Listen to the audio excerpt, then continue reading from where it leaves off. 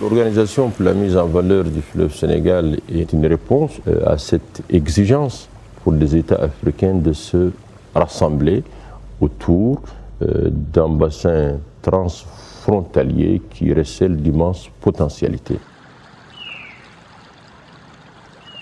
L'OMVS est composé des 4 États riverains du bassin du fleuve Sénégal rassemblés dans un cadre de concertation qui va de l'échelle locale avec le comité local de coordination à l'échelle nationale avec le comité national de coordination et l'échelle régionale à travers le comité de bassin qui implique les acteurs publics, les États en l'occurrence, mais pas seulement.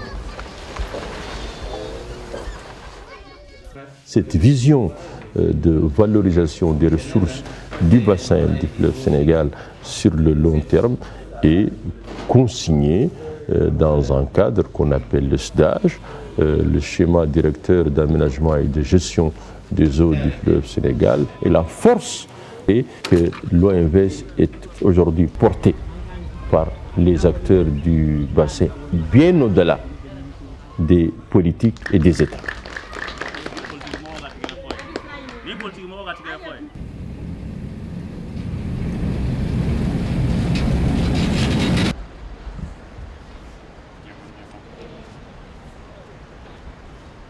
Il fallait trouver donc un mécanisme pour que les populations participent à la réalisation de ce document, qu'ils puissent également comprendre le contenu de ce document et donner leur point de vue dans la réalisation de ce document. Et c'est là qu'on a dit, peut-être qu'il faut mener une action en fait sur le terrain d'animation pour que ça soit vraiment une participation effective. Il fallait prendre des gens qui de l'intérieur comprennent la langue, peuvent se déplacer, sont là en permanence dans l'action et tout ça.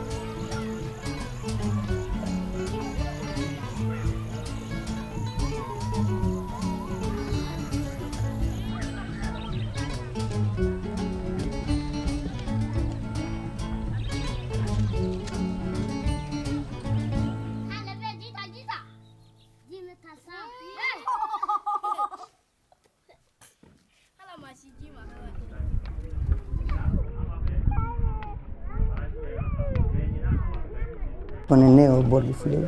Le fleuve était véritablement notre, comment je pourrais dire ça, notre passage obligé. On était tout le temps au fleuve. Bon, il y avait des jeux qu'on organisait, on jetait des objets dans l'eau, qu'on allait chercher, on plongeait pour aller à qui trouvait l'objet le premier. Et parfois, même la nuit, on y allait quand il faisait clair de lune.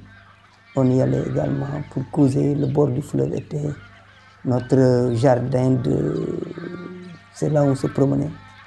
Donc on passait un bon bout de temps au fleuve.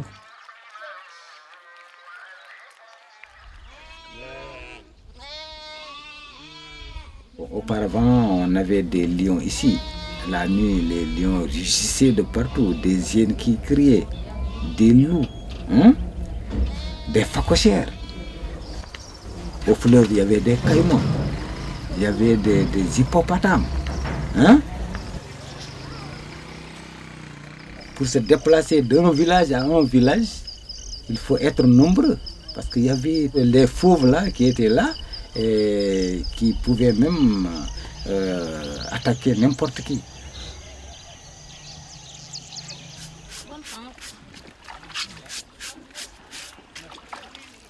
Au début, il y avait la crue abandonnement qui submergeait presque les berges, qui submergeait aussi les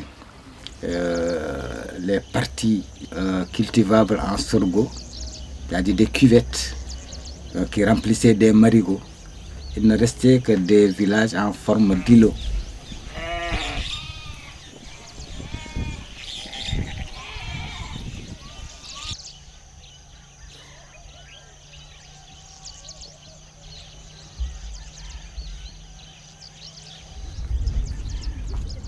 Nous sommes dans une région où la sécheresse est persistante. Le déficit en eau est criard, donc il fallait véritablement aller dans le sens de maîtriser les eaux du fleuve pour donner suffisamment d'eau potable aux populations, pour donner suffisamment d'eau d'irrigation aux populations, pour régénérer l'environnement, pour faire revenir les animaux, pour développer la navigation, et surtout pour combler le déficit en électricité.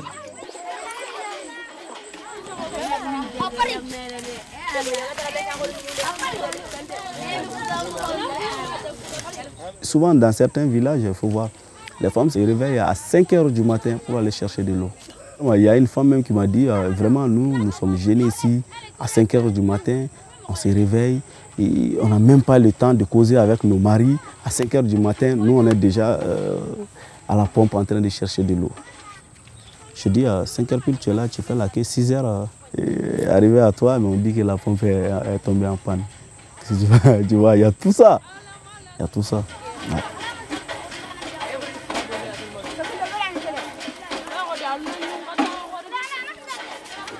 Et le deuxième niveau, c'est le cercle aussi. Il y a compétence sur les questions de réalisation. Et ma passion, c'était d'écrire un livre, mais je me suis dit, pourquoi ne pas aller dans le domaine du développement pour aller aider les populations à résoudre leurs problèmes. La commune est le premier niveau qui a toute compétence pour les politiques de réalisation. Avant les usages, je faisais l'animation dans un autre projet. Je connaissais les différentes difficultés rencontrées dans les villages. Mais avec la formation des conseillers de base, j'ai appris beaucoup de choses.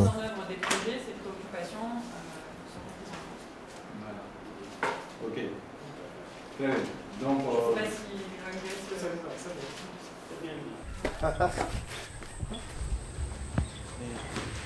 après la formation des conseillers par le référent national, on descend sur le terrain, on fait une programmation avec le point focal. On contacte maintenant la chefferie et les élus qui regroupent la population. La population, toutes les couches d'habitants qui sont dans les villages, ils les regroupent. Et les informer qu'il y a un animateur de l'ONVS qui doit venir pour la sensibilisation et l'information du usage.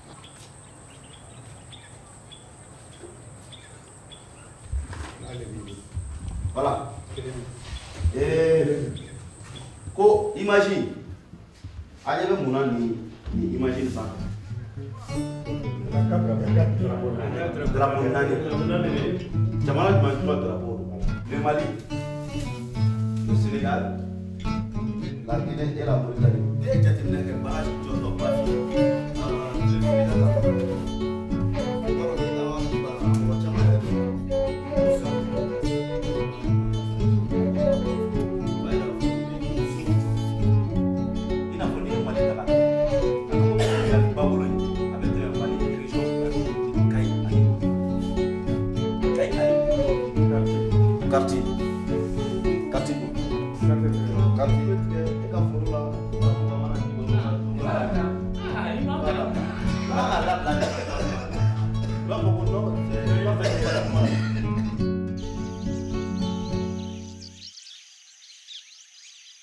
Maintenant, par rapport à ça, le SDAG est arrivé. Qu'est-ce qu'on veut? On veut que dans la vallée du fleuve, que toutes les populations, quelle que soit leur activité, puissent bénéficier des ressources de la vallée. Donc on est allé vulgariser cette phase du SDAG pour leur expliquer que ces ressources-là, c'est un patrimoine qui appartient à tout le monde. Il a fallu une deuxième phase pour aller maintenant recueillir quelles sont les difficultés que rencontrent les gens sur le terrain. C'est la vulgarisation de la deuxième phase. Tous les problèmes que les populations soulevaient, nous les avons remontés à travers les rapports. Il faut maintenant retourner, leur dire voilà ce que l'OMVS a voulu faire. Voilà les problèmes que vous avez. Voilà maintenant ce qu'on vous propose. La phase de mise en œuvre, du SDAG.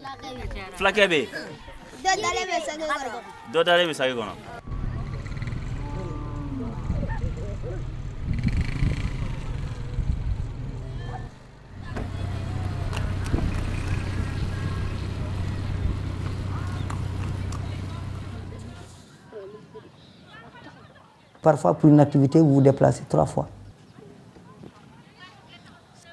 Vous fixez une activité, au moment d'y aller, on vous dit que non, ce n'est plus possible. Ce n'est plus possible. Soit parce qu'il y a un décès dans le village. Vous savez, c'est des gens très solidaires, nous sommes en communauté. Donc, dès qu'il y a un événement, bon, un baptême, bon, ça ne peut pas empêcher l'activité. Ça peut réduire l'affluence, mais les gens, certains vont venir quand même. Mais s'il y a un décès, ce n'est pas la peine d'y aller. Ce n'est pas la peine d'y aller. Perdez votre temps, vous ne verrez personne.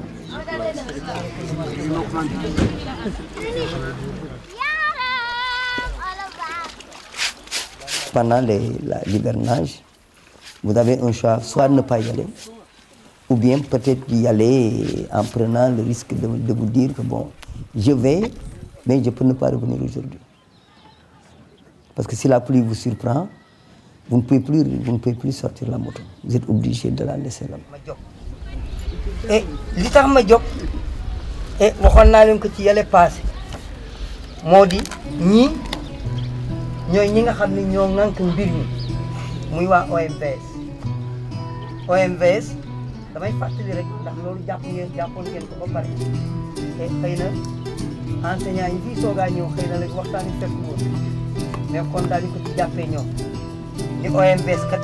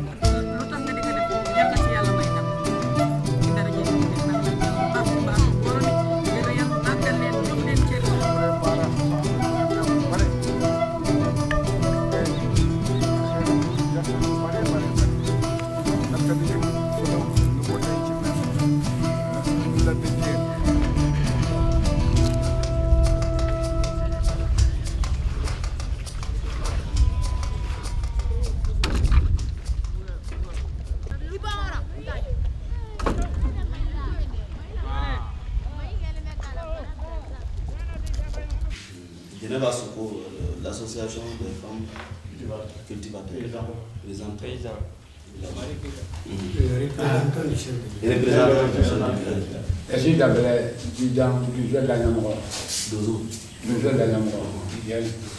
Bon, on peut dire que la boîte à images permet à la population d'avoir conscience à ce qui se passe chez eux. Au premier vue, d'abord, tu les montres l'image. À travers l'image, ce qu'ils voient, ils t'expliquent ça. Ce n'est pas l'animateur qui vient, bon, je suis l'intellectuel, il y a ça, il y a ça, il y a ça. Non, c'est différent des autres animations, il faut le dire. Tu viens avec une boîte à images, tu les montres. C'est à eux maintenant de réagir.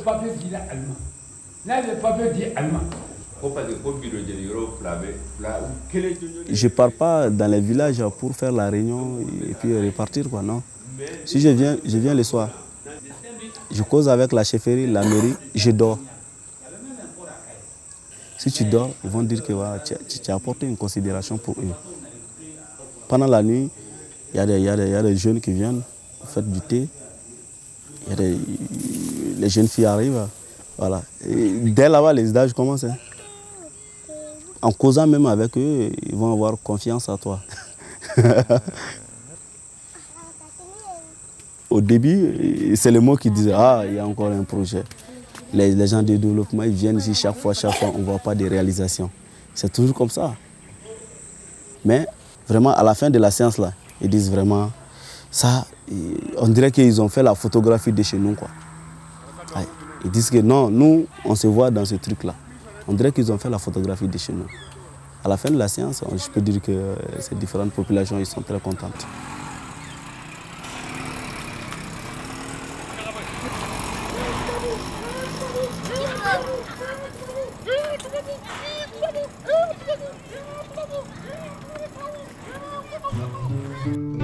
bandiraɓe ene wayno ko jewteten ɗo hande ko jewteten koko faati stage so wiyama stage noon wayi kono mbaadi gardidi ko ganduɗa fewti ko yi kisnal tijji maayo ngo e nder falde dane maayo ngo par ce que adan so wiyama OMVS won hen na gandi holko woni OMVS won hen ganda ko nayi ɗe ganduɗa ndendi miijo ndendi feere ndendi yidde ndendi sakkaji goto hen foof hande holko woni miijo holko woni yidde mum woni miijo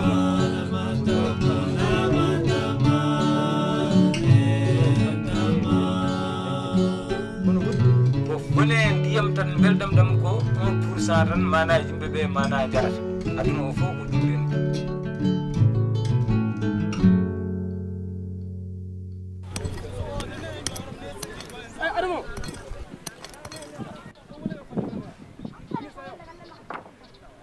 Notre drame aujourd'hui dans toutes les localités, que ce soit les villes ou les villages, c'est qu'on dit aux gens, il faut enlever les ordures des maisons, il faut nettoyer, il faut être propre, il faut assainir.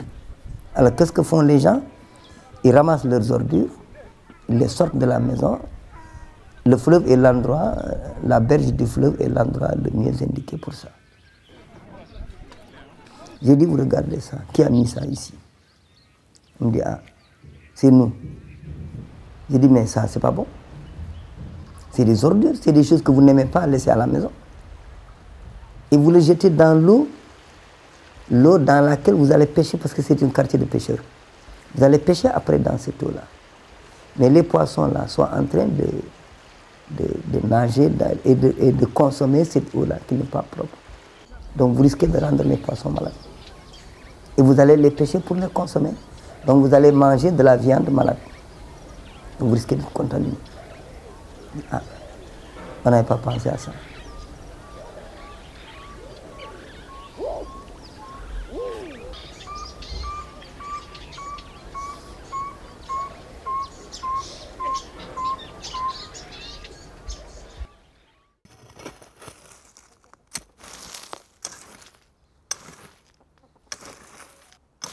L'OMS ne vient pas changer les habitudes. Il vient pour essayer de remodeler les comportements, de faire les choses au bon moment. Donc vous ne leur apprenez pas une technique nouvelle, mais vous leur demandez d'améliorer le comportement qu'ils avaient par rapport à ça. Ça, c'est des choses que vous aviez l'habitude de faire. Il faut maintenant tout simplement améliorer. Si je prends un exemple, dans la fertilisation des sols, le SDAGE ne vous dit pas tout en tant que fils de paysan. J'ai associé mon expérience personnelle à la volonté de l'OMVS d'améliorer cette pratique-là. Le fait peut-être d'être dans le milieu vous donne peut-être pas des compétences, c'est trop dire peut-être compétences, mais au moins des connaissances qui vous permettent, quand vous abordez certaines questions, de faire appel à vos connaissances personnelles.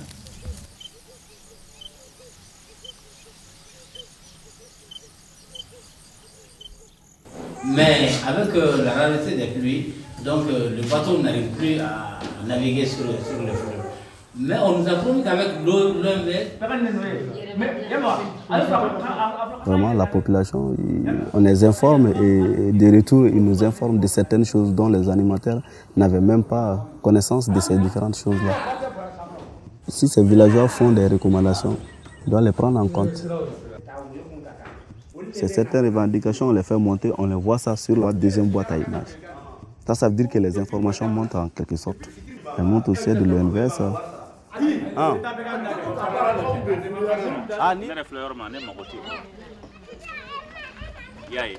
Donc,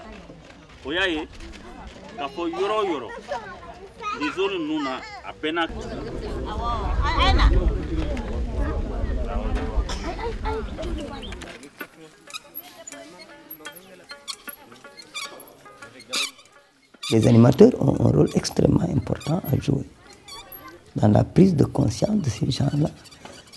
D'abord, en direction de l'OMVS, que les techniciens de l'OMVS sachent que ces populations ont besoin d'être accompagnées.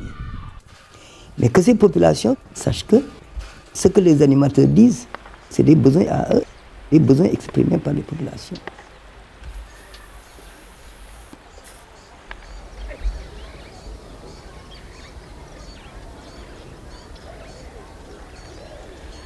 Le point fort, c'est d'abord l'espoir que le législateur a suscité auprès des populations. Cet espoir-là de voir enfin une organisation les accompagner dans la prise en charge de leurs besoins. Ils espèrent évoluer dans un meilleur cadre.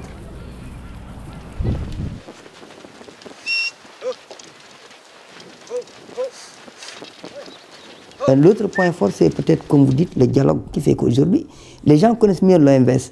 Parce que pour la plupart des populations, l'OMVS c'était seulement les barrages.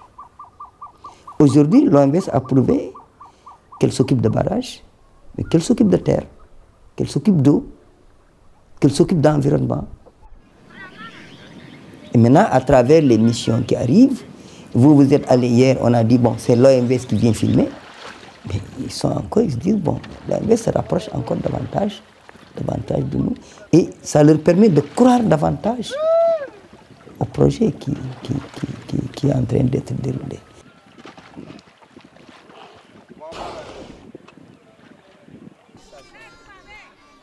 Un animateur dans un département, c'est largement insuffisant. Et Dieu sait que j'y mets toute la bonne volonté qu'il faut. J'ai besoin au moins d'avoir des relais là où je ne peux pas aller, qu'au moins que des gens puissent y aller ou puissent m'accompagner pour me permettre de ratisser beaucoup plus large. Au début, il n'y avait rien, ensuite les motos sont arrivées. Bon, peut-être demain, pourquoi pas, peut-être pour les autres qui seront là, peut-être qu'il y aura des 4x4.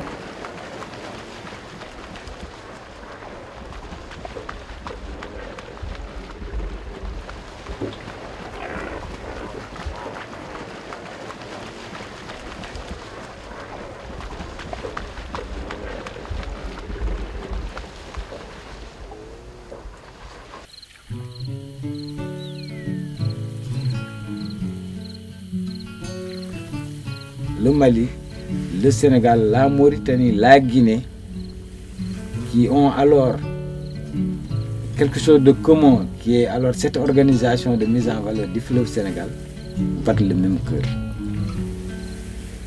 Le développement du bassin du fleuve Sénégal.